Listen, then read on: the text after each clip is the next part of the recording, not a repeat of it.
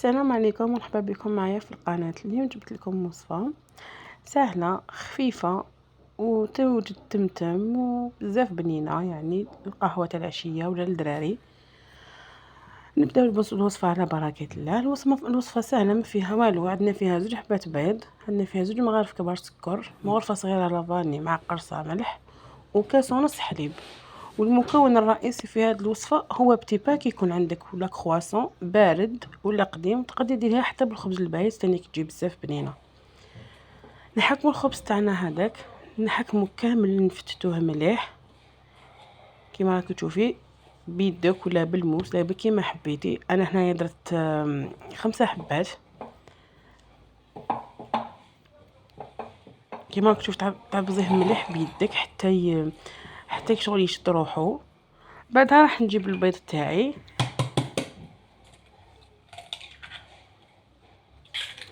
نديرو حبات بيض تاعنا،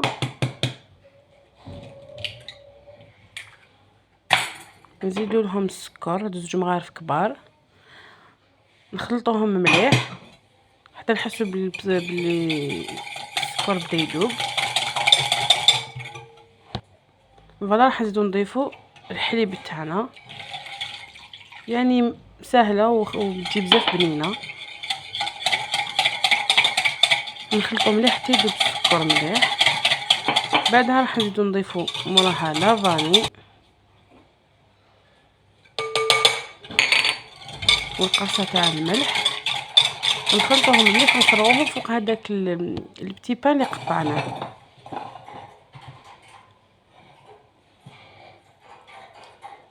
هكا نمشوه كامل عليهم. وطبعا قد ما كبرت يعني الوصفه راح تزيد، يعني قد ما كثرتوا من الكرواسون حتزيدوا تضاعفوا يعني المقادير. انا دي شفتها بزاف يديروها يعني في مواقع التواصل وعجبتني، جربتها وعجبتني، حبيت يعني نصورها لكم.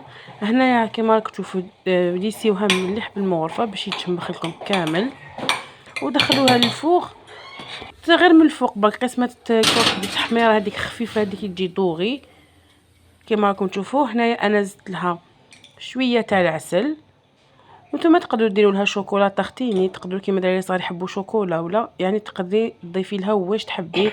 تقدري ديري لها فواكه، تقدري تضيفي لها معاها زبيب، تقدري ديري معاها واسمهم يعني العينه ولا المشماش يابسين ناشفين.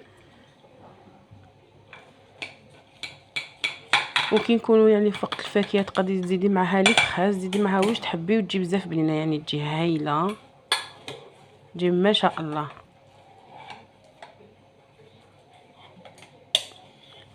انا صراحه عجبتني. هنا زدت لها شويه عسل، يعني دقتها بزاف بنينه. لا فاني هذيك عطات لها بنه هايله.